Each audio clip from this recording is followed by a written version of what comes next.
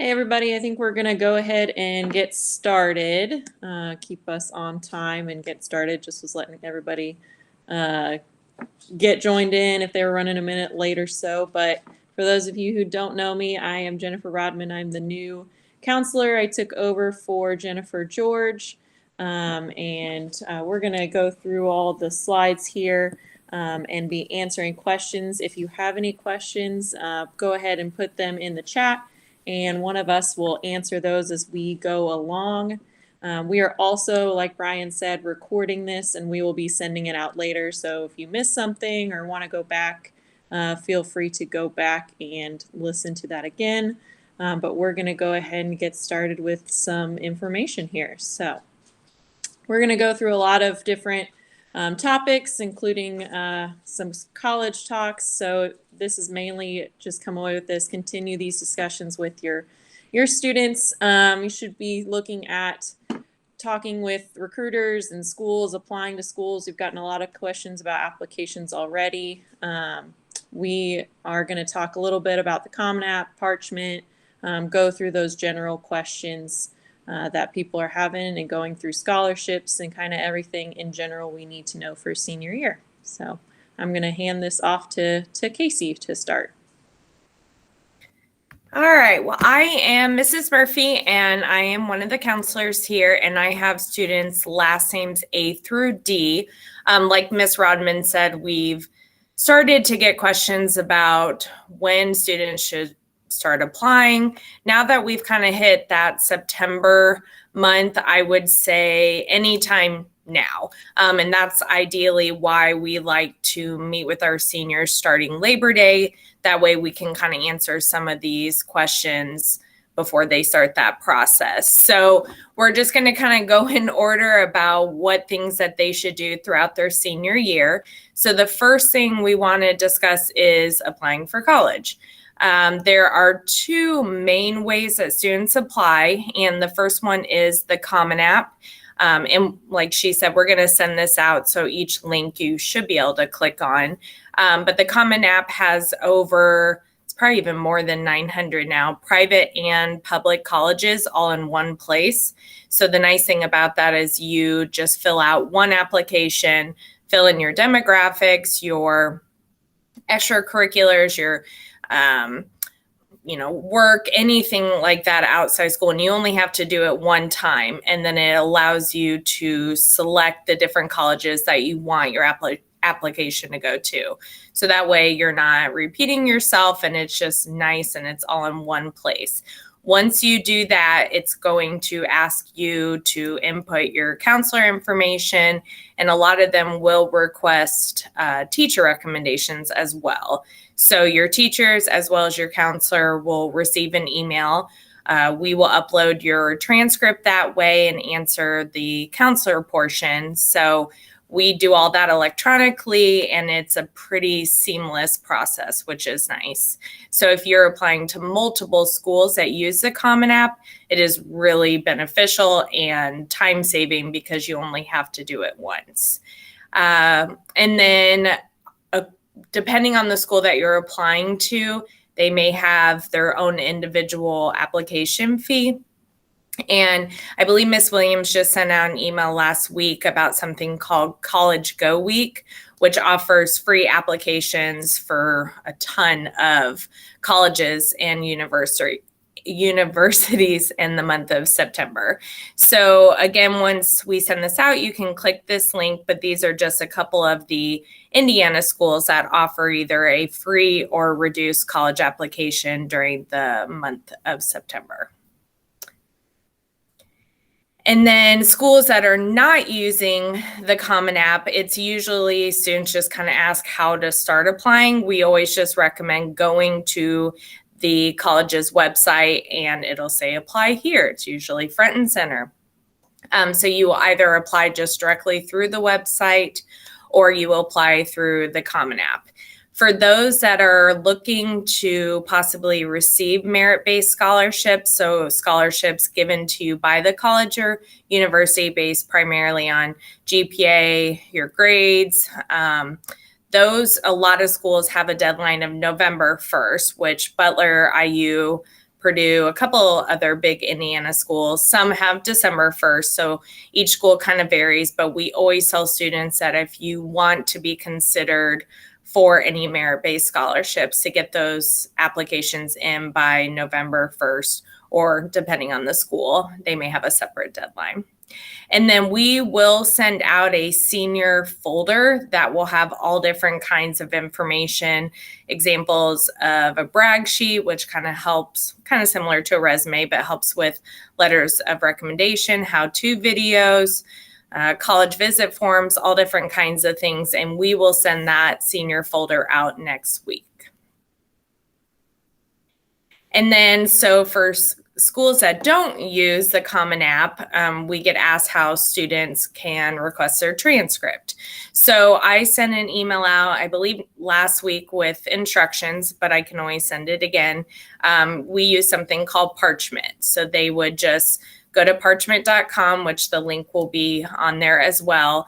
And they create an account, they follow the instructions to enter their school information, and then they request to have their transcript sent that way. We get notified, we upload the transcript, and it goes directly to the school. It will ask them to complete a profile. They don't necessarily have to do all that. They really just need to create an account and then request the transcript sent to certain schools. So if they are not the Common App, then most likely the students will have to request it through the Parchment website provided. And then SAT and ACT school or tests, a lot of schools are now test optional. So we recommend just going to the school's website. It should indicate whether they require it or if they have moved to test optional. If you are a strong test taker, then we definitely encourage you to include test scores. And if maybe you're not the strongest test taker, then you do have the option to not have your test scores included in the application process. So it just kind of depends. Some schools allow you to change your decision after you receive your scores. But they are supposed to weight your application the same as someone that does include your scores. So it just kind of depends on the student and what the school requires. But Ms. Maddox did send an email out for SAT School Day, which is October 28th. And the deadline to sign up is September 22nd. It is $55 or $8 if you are a free and reduced or a 21st century scholar. Nice thing about that is it's on a Tuesday, it's during school. You don't have to go on the weekend and spend your Saturday. So we definitely encourage students to sign up for that. It's for seniors only. And then we did include a link for full practice tests for the SAT and ACT. And then I also included the SAT link and the ACT link in case students want to register that way for a weekend test. All right, my name is Brian Powers. I'm the counselor for students' last names E through K. And if you're thinking to yourself, it looks like he's kind of laying in a bed or sitting in a bed, you are correct. I am, which is the nice thing about having these virtually. I'm here to talk a little bit about financial aid and college visits. So the financial aid, FAFSA, the free application for federal student aid, that's the key thing. If your student's going to college, you will want to fill that out. Every student who's going to college, it's not, I guess, 100% mandatory, but we would highly, highly, highly recommend that. That's how the scholarships get kicked in. That's how all that stuff goes. So it's got to be sent in to determine the state financial aid and all that stuff through the colleges. So if you are a 21st century scholar, this is a requirement for eligibility. So you have to do this. It's not only the steps that you do throughout your time in high school, but also filling out the FAFSA. This is something you do. It's not even available until October 1st. So right now, be a little bit more concerned about the filling out the applications and the transcripts and things like that. And then when October 1st rolls around, that's when you can start to fill it out. You can fill it out online, and that's probably the best and easiest way to do it.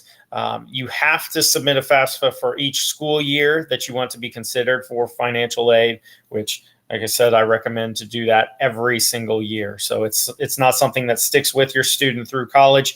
It's something that will keep going, or it's something that you have to do each year. We do have a few opportunities and things for financial aid available to you. So the first one is September 16th. So that is 2 weeks from tonight, I believe, is the Financial Aid Awareness Night. And we've formed a pretty good partnership with InvestEd Indiana. They're a group out of Carmel. They do a lot of stuff with financial aid, a lot of help through that. And so they're able to help us out, do a lot of the different programs that you'll see throughout the year. So they do the Financial Aid Awareness Night, September 16th at 6 p.m. That's in our LGI room at the high school. And they will just kind of go over, here's what you need to look for. Here's some loans, what the loans do and why they kind of get you, why they can cause trouble for you. Here's some of the scholarships. Here's ways you can save money and contribute to the college fund. Then we'll have on October 7th from 5 to 8 p.m. a FAFSA completion night. That's where people will be in helping you fill out the FAFSA, answering any questions. You can come in.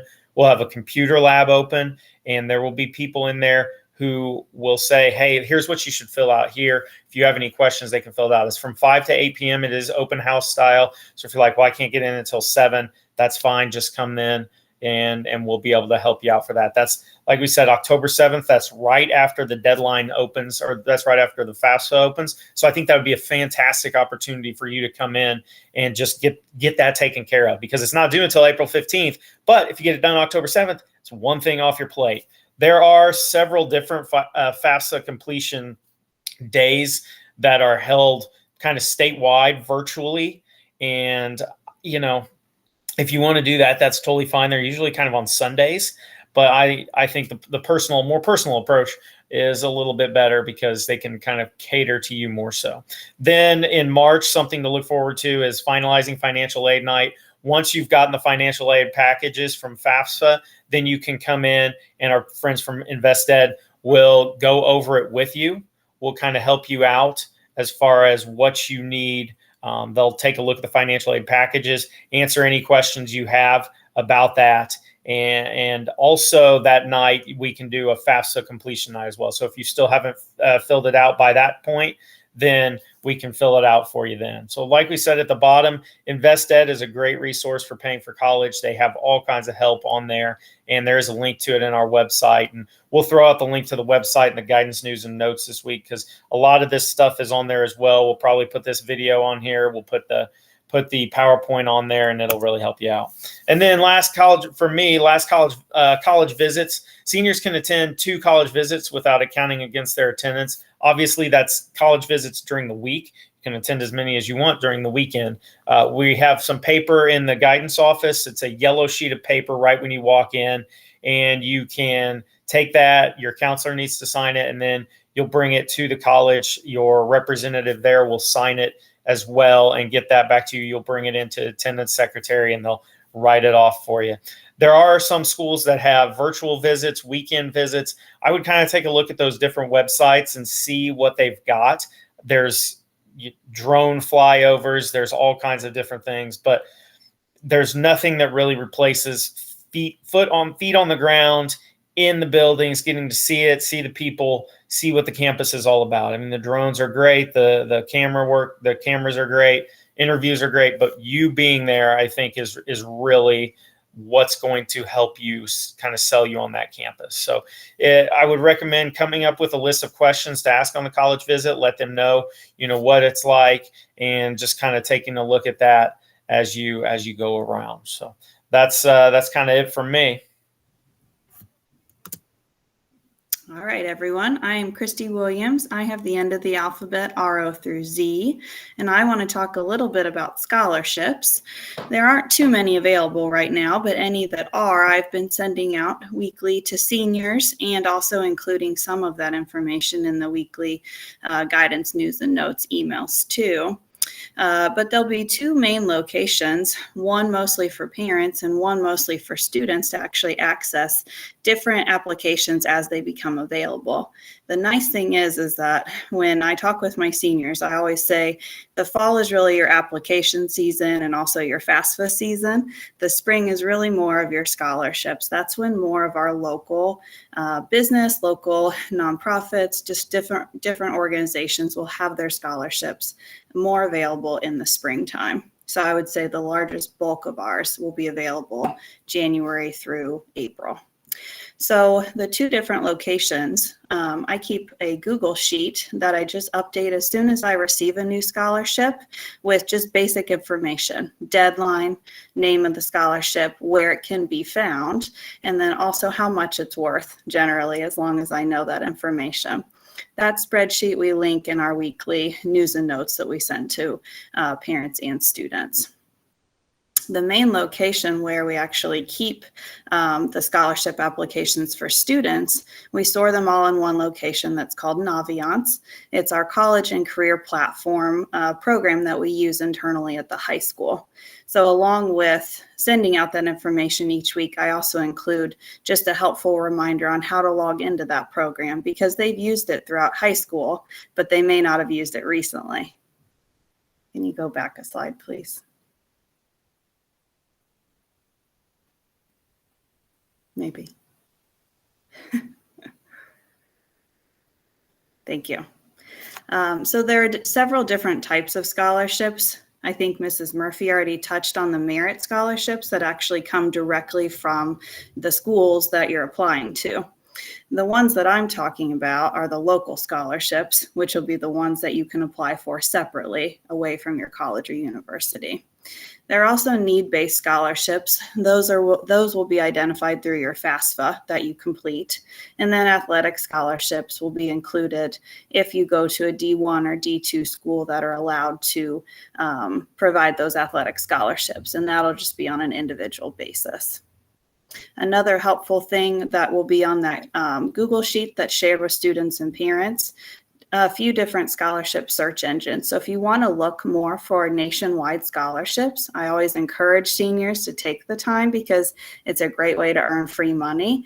And nationwide tends to scare people away, but there are a lot of people that just don't take the time to fill them out. So students actually have a really good shot at becoming a finalist in some of these nationwide scholarship searches and earning different levels of money within each of them. And then a little bit more about Naviance, just because we do use it for several different things throughout senior year. Scholarships is where, so it'll be where all scholarships are posted. But there's also a really great college and career tools within this program. So if maybe your senior isn't sure what he or she wants to major in college, this would be a great place to start, because there are different inventories that your student can take and maybe even retake just to identify some of their strengths within different departments within high school that they may not have considered before as a career.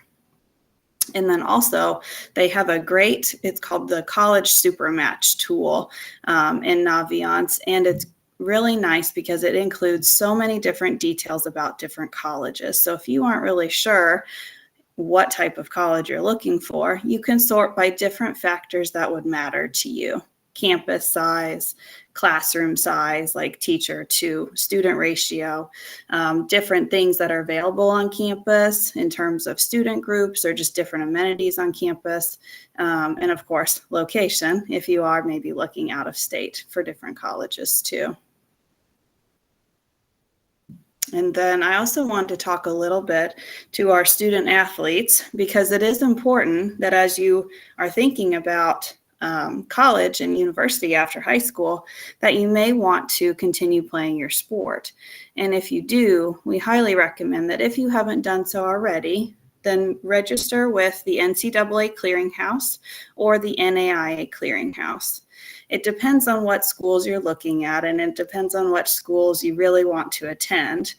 NCAA, we tend to think of more of like the bigger schools, the D1, larger state schools across the state of Indiana and beyond, and also Division II schools that aren't quite as big, but still may offer different athletic scholarships. NAIA tends to be more Division III smaller schools, but there are some that are mixed in to each group separately. And then so once you create accounts on these clearinghouses, it's kind of like filling out a college application.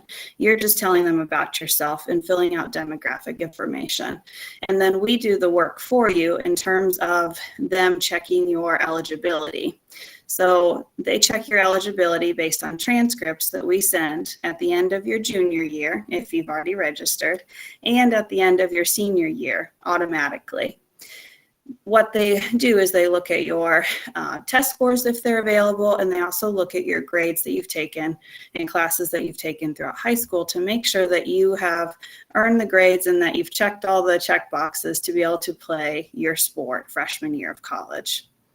And then in our senior folder, there's more information about this. I think we include a student guide for each that can be helpful just to read ahead of time so you know what to expect. But I believe it takes about a half an hour to register through NCAA, and I think even less time for NAIA. The other caveat to that, I guess I would say, is while we send your transcripts, your test scores from the SAT or the ACT have to be sent directly from you, from College Board or from ACT to whichever clearinghouse you're applying to directly. We cannot send those. They don't accept us as an official test score report. It has to come directly from the people that score those exams.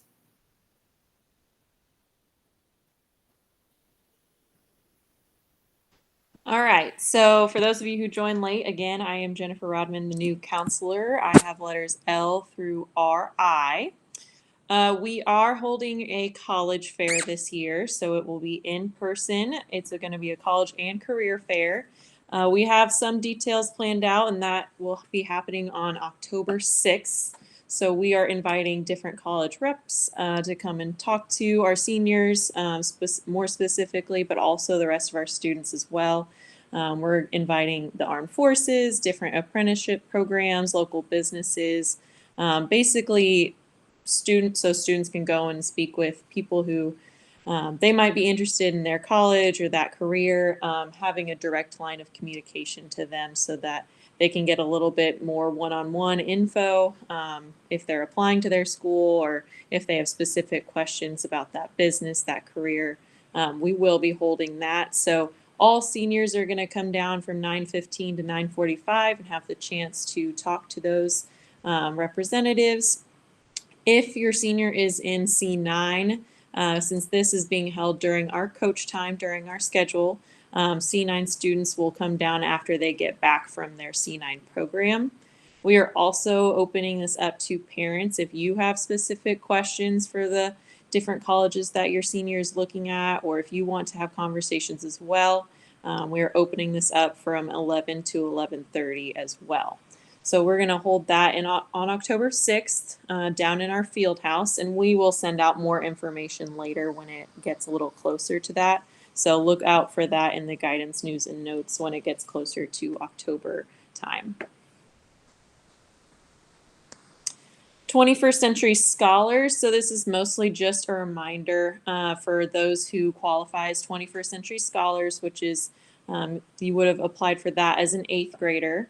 At the end of high school, our 21st Century Scholars, to qualify for that, must have earned at least a Core 40 diploma or that and beyond, as well as finish with at least a 2.5 GPA or above. So those are requirements from that program. They also need to complete all 12 Scholar Success requirements by the end of senior year. So those are things that the program sets out. They are about 3 that they track per year, but you can also track them on Scholar Track and see which ones have been done and which ones haven't. As long as they're done by senior year, they don't really care. They just want them done. So we're going to have a meeting about that later on this semester to go through all those requirements, answer any questions, make sure that those are all done and over with. Just as a reminder, Mr. Powers mentioned this earlier, but filing the FAFSA is a requirement for 21st Century Scholars, so that has to be done. So it's best to do it early and just get it over with and make sure that that checks off. And then, like I said, we'll go through all the requirements and make sure on our end that they're filling it out on Scholar Track and they know where they're at that meeting. Almost lastly, graduation pathway. So looking at graduation, we are going to be, as we've been saying, meeting with seniors here starting in September. And graduation pathways is kind of the new graduation option. So there's two options to complete graduation. The old way, which is still valid, is taking the I-STEP and passing the I-STEP. So, and then passing all your classes and completing the senior project. Those are the old requirements, and they still are valid for seniors this year. The other requirement that is, well, the other pathway to do it is called graduation pathways. So there's two different options for seniors to complete. It just kind of depends whether they've passed I-STEP or not. And we will talk about what way your senior is graduating, whether it's through graduation pathways or I-STEP, at our senior meetings, and making sure that they're on track with either one of those. Either one is fine. We just want to make sure that they're on track with either I-STEP or graduation pathways. This is just for your information. If you're looking for who your counselor of your student is, it's in here. We're going to be sending this out so that if you have any questions for us, you can feel free to contact us for our meetings in September for our seniors. So we're going to be sending out times to meet with each of our students throughout the month of September. And then lastly, make sure to follow us on all of our social media accounts. We try and post out and send out information like about tonight or about the financial aid nights, different events that we might be holding, or different scholarships, different things that we might send out through social media. So that is a great way to keep track of what you guys need to know from us, is to either follow us on Twitter, Facebook, go to our website on the Franklin High School website, go to our specific page, and we'll have all the kinds of information posted, as well as look out for those guidance news and notes that we send out. Should have tons of information for you guys to keep appraised of what is going on for the school year. So that is, I think, it. If anyone has any questions or general questions, we are here to answer any of those as well. Ms. Rodman, I did want to add, I know Mr. Ahaus had mentioned this when we had our senior meeting in the auditorium a couple weeks ago, but I can't stress this enough, how important it is to check your email, especially this year. We have so many students, especially with your senior projects that you're going to be working on. And once you're applying for colleges, they're going to reach out to you via email, and, they may need information from you, or, just need to communicate with you. And, if you don't respond, that can, not look great. But we also send, Ms. Williams will be sending out information reminding you of scholarships that you need to apply for. And we'll send information out about cap and gowns. And just everything that is important that is going to happen your senior year. We're going to send it out over email and in the guidance news and notes. So please, we know parents read those, but unfortunately our students are kind of getting away from checking their emails. So it is very, very important to kind of stay on top of that this year and really going forward, but just wanted to plug that in a little bit. Looks like we had a question. I don't know if it matters as much. Maybe, I guess it depends. We had a student ask if they should use their school email or home email when applying for colleges. I would honestly say just whichever one you check more often. Your school email does get deactivated after you graduate, so it might be good to just for that school to have a personal email. So it just depends on which one you kind of check more often. But if you do have a personal one, I would probably use that one. And then something about the college and career fair too.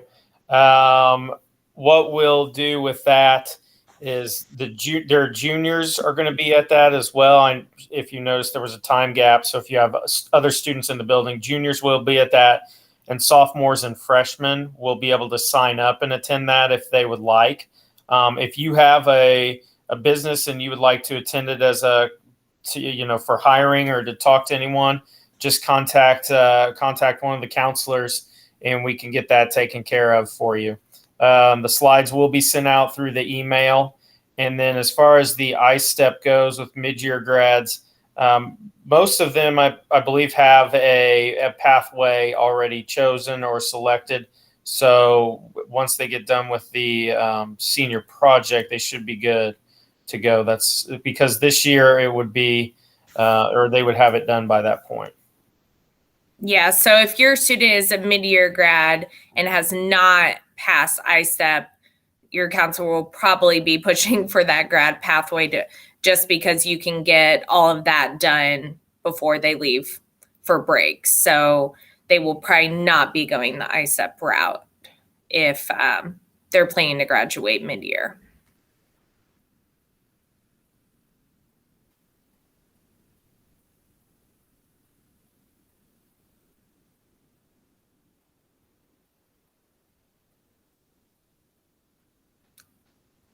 All right. Well, if you've got, we'll go ahead and just end it here. We'll stop the recording. If you've got any questions, just reach out. Feel free to reach out, and we'll post this. We'll send this out as well, along with the slides and the video, the recording as well. So thank you all so much for joining us, and we hope you have a great night and your students have a great senior year.